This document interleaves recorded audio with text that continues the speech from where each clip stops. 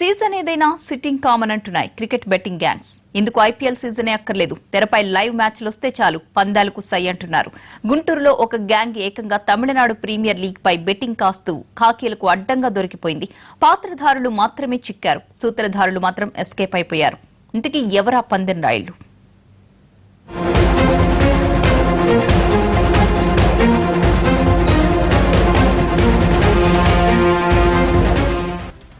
వాకీటాకీలు, costly mobile ఫోన్లు, అంతకుమించి ల్యాప్టాప్లు ఏ ఎలక్ట్రానిక్ షోరూంలోనూ అమ్మకానికి సిద్ధంగా ఉన్నాయనుకుంటే తప్పులో కాలేసినట్లే.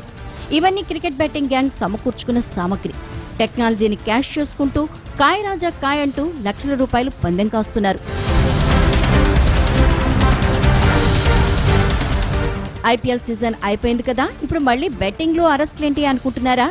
ఒక్కసారి అలవాటైన ప్రాణం కదా, అంత ఈజీగా వదులుతారా? కాదేది అనర్హం అంటూ ఆఖరికి తమిళనాడు ప్రీమియం లీగ్ పైన పడ్డారు.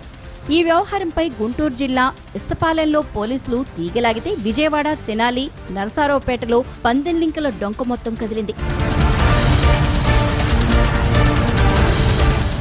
4 కొడితే ఓ రేటు, 6 కొడితే ఇంకో రేటు. వికెట్ పడినా, క్యాచ్ పట్టినా, టార్గెట్ ముందే గెస్ చేసినా వారి పంట పండినట్లే.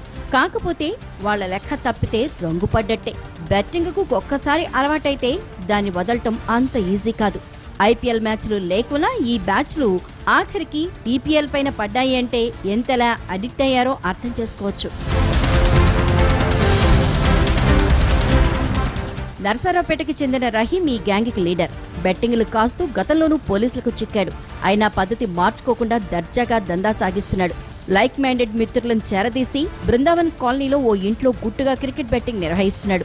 అవసరమైన పరికరాల్ని సమకూర్చుకుని విజయవాడ, గుంటూరు టౌన్, నరసరావుపేట కేంద్రంగా అంతా ఆన్లైన్లోనే కథ నడిపిస్తున్నాడు రహీం. ఈ క్రమంలోనే ఓ కేసులో తీగిలాగుతున్న పోలీసులకు ఇస్సాపల్లిలో చిన్న క్లూ దొరికింది. తీగిలాగితే బెట్టింగ్ గుట్టు కదిలింది. ఈ తమిళనాడు ప్రీమియం లీగ్ అవుతుంది. ఈ తమిళనాడు ప్రీమియం లీగ్లో బెట్టింగ్ కార్యకలాపం చేస్తూ ఒక ముగ్గురు మనకి నరసరావుపేటలో ఫస్ట్ దొరకడం జరిగింది. దానికి వచ్చిన లైన్స్ మనకి గుంటూరులో ట్రేస్ అవుట్ అయ్యాయి, గుంటూరు టౌన్లో. సో వాళ్ళు ప్లస్ తెనాలి ఈ రీజియన్స్ అన్నీ కూడా వెరిఫై చేయగా ఈ 15 మంది కూడా పట్టుకోవడం జరిగింది. పట్టుబడ్డ వాళ్లంతా రోజువారీ కూలీలే. బెట్టింగ్ అసలు సూత్రధారులు మాత్రం చాకచక్యంగా తప్పించుకున్నారు. వాళ్లు దొరికితే మరిన్ని లింకులు బయటపడతాయని పోలీసులు అంటున్నారు. వీరి నుంచి 2 లక్షల రూపాయల నగదు, పెద్ద మొత్తంలో ఎలక్ట్రానిక్ పరికరాల్ని స్వాధీనం చేసుకున్నారు. ఈరోజు రిమాండ్కి పంపించడం జరుగుతూ ఉంది. Under sections 120, 420B, 120B, 420, 34 gaming act ప్రకారంగా పంపించడం జరుగుతూ ఉంది.